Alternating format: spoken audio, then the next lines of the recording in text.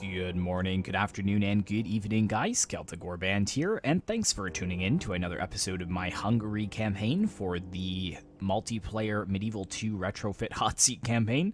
It's always a mouthful to say, but unfortunately we are down to 14 players now, so we have had to drop a few more. Basically, the rule is you get a grace period of 3 misses, and on your 3rd miss in a row, we drop you from the campaign just because you're not very committed to the campaign at that point, and it really slows down a lot of the other players. I think we've been running this almost 2 months, and we're only on turn 7. So as we drop, players, it will go a little bit faster, and then you may see this uploaded a little bit more on the channel from time to time. But let us continue with the glory of Hungary. Okay. Interesting. I've heard whisperings that all the Italian factions are forming an Italian alliance, so it's very interesting that Venice is asking for trade, and he's actually offering me money as well, which is excellent, so I will definitely accept that. And then, yeah, I don't want to enter into any alliances just yet because I want to see where the Italians' allegiances lie. I've already formed some very good allies that will protect me in case I do get attacked as I'm trying to expand out to the east. But the problem is that expanding to the east is very, very slow. I'm sure you guys have seen it. It takes several turns to even get to the places that I need to. Now, I think there is a settlement down in this area, but there is also one over here. You can see that this territory here from the Polish player, the line kind of draws around here, but we've also got another territory, so I'm wondering if it's closer by. So I'm going to come up here and see. Moving into position. Kiev. That's a lot of archers. Is it going to be faster? How many turns will it take to get to here? That's going to be 4 turns. How many to here? 2. So I'm thinking maybe we go here first. Because the other thing is, too, I'm a little worried at the Polish player's eastern expansion as well. And I kind of want to grab as much territory as possible. So I'm going to try and come up here first. And then with this general here, if we can get him to kind of come down to the edge here. Yes. Be ready to move in the and another watchtower, and that'll kind of light up. Oh, I was hoping that it would light up this area because I think the settlements in, like, off this little inlet here, or over here. I think that's the areas. But it actually looks like we've got some slaves here too, so that could be a good resource. You might grab some merchants. Actually, we got slaves here too. Where's my merchant right now? Ready to trade. So he's sitting on a gold mine. Literally. Which is 54 florins per turn. How much is slaves? Only 31. Sulfur is 8. Do we have any other valuable resource? We got timber here, 6. More gold over here. I doubt that that's worth more money, though. Dyes is 38. Tin 17, coal 12. See, that's the thing, is that I'm pretty sure that these... Oh, he's sitting on amber, not gold. Oh, so I wonder if that's worth more. I can't see it, unfortunately. Wonder if I should send my spy there to find out. Actually, did I hire another spy? I did. Yes. Let's bring him down here to see how much this is worth. Until morning. Because it might be worth getting another merchant or bringing it down. Bringing that merchant down. However, I thought that these... Oh, they've got 0 upkeep. Okay, so they actually might be worth it. It's the spies that actually cost 100 in upkeep. So I may have to slow down my production of them just a little bit. Sire. Let's move over here and see what the Italians are doing. Moving quietly. Continuing on tomorrow. So we got Venice here, solid garrison, and Bologna as well. So it looks like Emerald Mindstar is adamant on holding that settlement. It's got a really solid garrison. Milan looking a little under-defended, but he may be expanding to the west, trying to go after Marseille, which is a port city over here that I think the French don't start with by default. Or if they do start with it by default, then I think it does have a decently weak garrison. Milan too. One of my favorite factions in Medieval 2 is Milan on the campaign map. And expanding to the islands early on is a really useful tactic as well, because you can build them up into bustling trade ports, and they've got some wine there as well, and silver. So it's definitely worth going for early on in the game. Yes. Where do I want to bring you? I kind of want to bring you up towards Denmark a little bit. Moving into position. It's a lot of... Continuing on tomorrow. A lot of rebel cities here. Your Kind of Majesty. surprised. Let's come this way. Yes. Oh, there was I a shall Denmark, ride on tomorrow, my Moten lord. Bailey. But I want to see if Denmark owns this one. Actually, there's an Imperial spy there as well that we've discovered. Yes. Let's bring... yeah, let's bring you kind of around that way. Moving quietly. Got some peasants in here, spear militia. That's the king as well in Krakow. All right, have I moved all... Yes. No, I've got to move my diplomat. Without question, So this my diplomat is going to be heading towards Tomorrow's France. journey awaits. And then my other Tomorrow's diplomat journey, here is going to be headed towards the What? Papal States. Tomorrow's journey awaits. How may I serve? And you're heading up here. Is it because it's really heretical? Yeah, it's pretty pagan. We could get a small church in. That might help. But I'd kind of like to tie my settlements together with a bit of roads. But let's go for the land clearance first. Land clearance is always good to increase your population growth. It's going to bump it up by 0.5. It'll also give me the excellent harvest as well. So it looks like that will increase the income. So it's kind of a win-win. We can deal with the 95% for now. And as I said, the priest is on his way. I'm pretty sure down here we're going to have a little bit of Orthodox trouble, but we're well within the range of Catholicism, so it shouldn't be a problem. And we're already building there anyways. Do you have any mercenaries?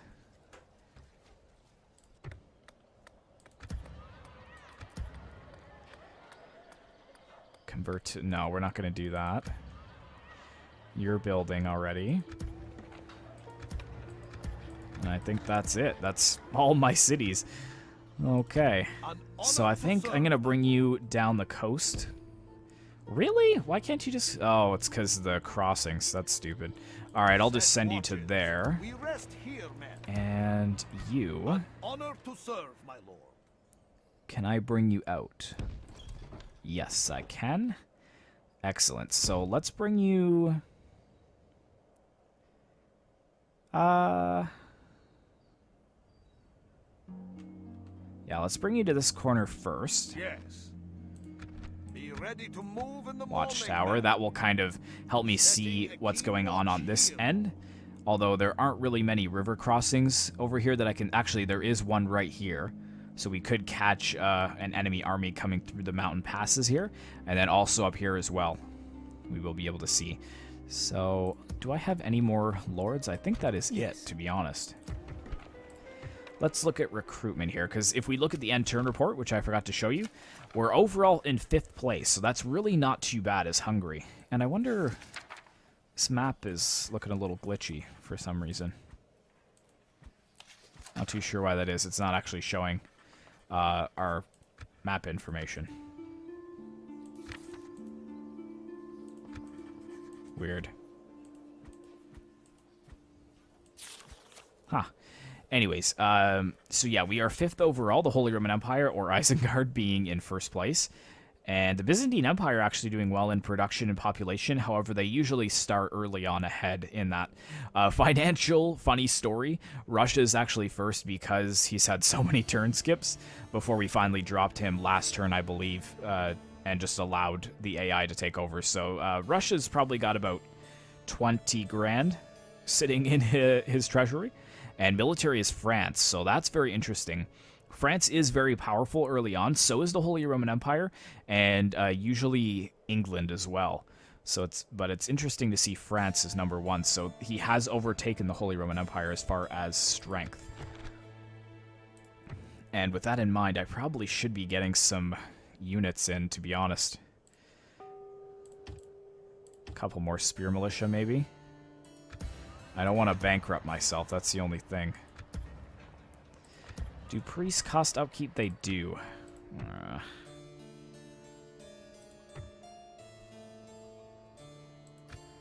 I've got these 2 units of peasants just sitting here in Bran. They're pretty garbage. What do I got in here? 1 unit of Slav mercenaries. Actually, how much do they cost? 136 in upkeep. My lord. These are 90. So what I'm going to do is bring these 2 over here. March. And get rid of them. And that should help with the income a little bit.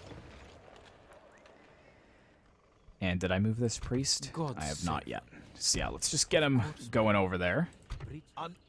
And yeah, we should be able to get there next turn. I'm hoping that I won't lose my spy moving into the settlement here. But it's mostly archers, so I think, you know, we kind of have archers as well, but we outnumber them. And I can probably throw in the Alan Light Cavalry and the Cuman Horse Archers, which are pretty solid. Although the Magyar Cavalry are better than the Kazakhs. So I'm thinking we should be alright. And we're projected to make a profit next turn, which is excellent. And it looks like the Polish Cardinal actually out ahead, followed closely behind by Venice, Sicily, and Scotland. Mine needs to catch up a little bit. Very nice, very nice. If you want to take a look at the faction rankings here, let's just see, because I think I was 5th overall. Top 5. So Hungary, France, Egypt, Holy Roman Empire, and Byzantine Empire. So that's really nice to see that as Hungary, we're actually in the top 5. These are some very powerful factions, especially France and the Holy Roman Empire. They start with a lot more cities than we do as Hungary, and more manpower. So it's interesting to see. Military ranking, I'm at the bottom, but it's because I haven't been recruiting troops because I want to save my income for upgrading my cities. And production ranking, yeah, Byzantine Empire just shooting right up.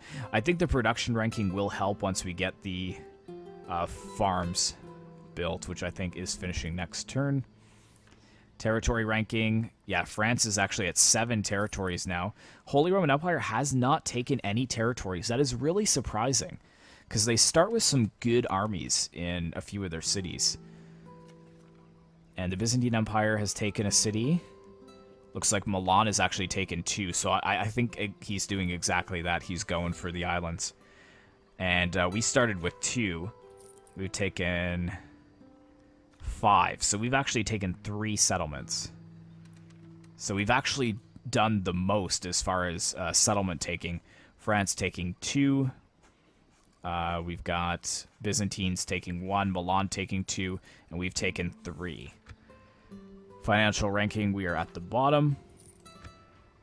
And population ranking, we're at the bottom as well. So, we're not looking too bad. Not too bad. And papal standing is... It's just us in Poland now that are the most liked. Very interesting. Where's Riga? Vilnius. Vilnius is decently close to us. Oh, come on. Gregory. It's unfair. Anyways, looking at diplomacy, we've got 2 allies, as I said, so I've secured allies to the north and to the south of me, and to the west is mostly rebels, and I will be looking, if Poland doesn't beat me to it, to crush Russia.